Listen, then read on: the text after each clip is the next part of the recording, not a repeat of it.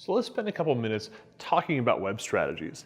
And this is a chart or a diagram that I really like to draw for my customers when you get to this point in the process, because it's an important aspect of discovery so that they understand what the primary purpose of their website project is really all about.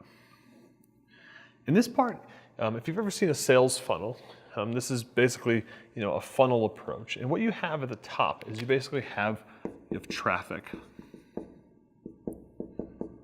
Now, traffic comes in a bunch of different formats. It might come in, SEO might be a form of traffic.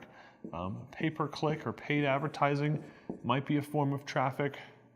Social, like Facebook and Twitter shares, might be a form of traffic. Email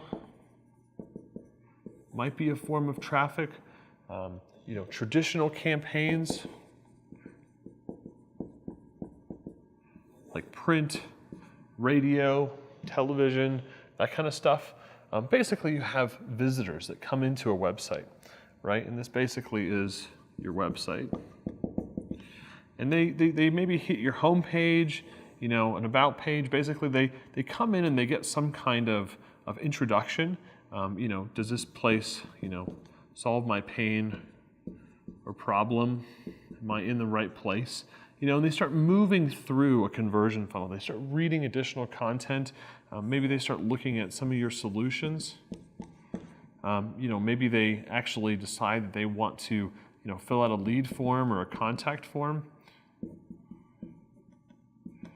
Or maybe they actually, end up turning into a sale.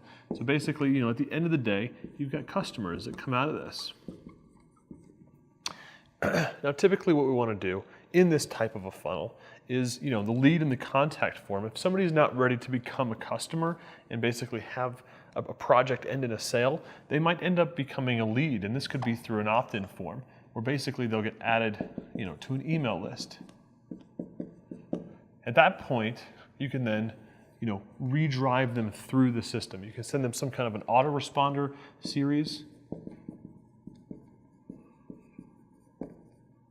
which is really its own funnel, that you would drive somebody through, and potentially they would then, come back to your website after they'd gone through that autoresponder series.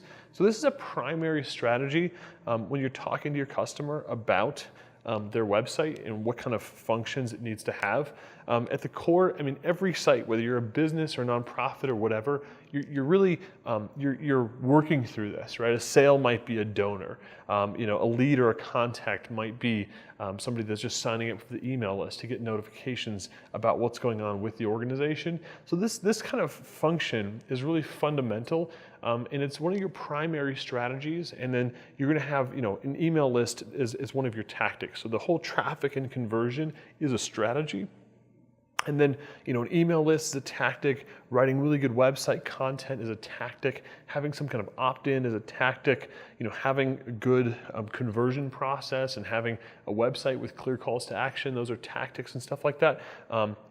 Traditional advertising is a tactic. Email marketing is a tactic. SEO, pay-per-click, social, those are all tactics, but all together, you get a really well put together strategy. Like, this is the strategy, and then this is the individual actions that you might do within that strategy. So this part of the process is usually where I get a lot of big kind of eyes that open up with my customers. When I start talking to them about, this is how we build websites. This is why what we do is a lot more thorough than what our competition does. They're just building widgets and websites. What we're talking about is a go-to-market strategy. So at this point in your discovery process, you're going to want to usually draw this at some level. Sometimes I do it on pieces of paper, sometimes I do it on a whiteboard, but you give a really good visual representation of what you're trying to accomplish with their project, and you're going to get a lot of head nodding, and I think you're going to get somebody pretty excited about what you're going to offer.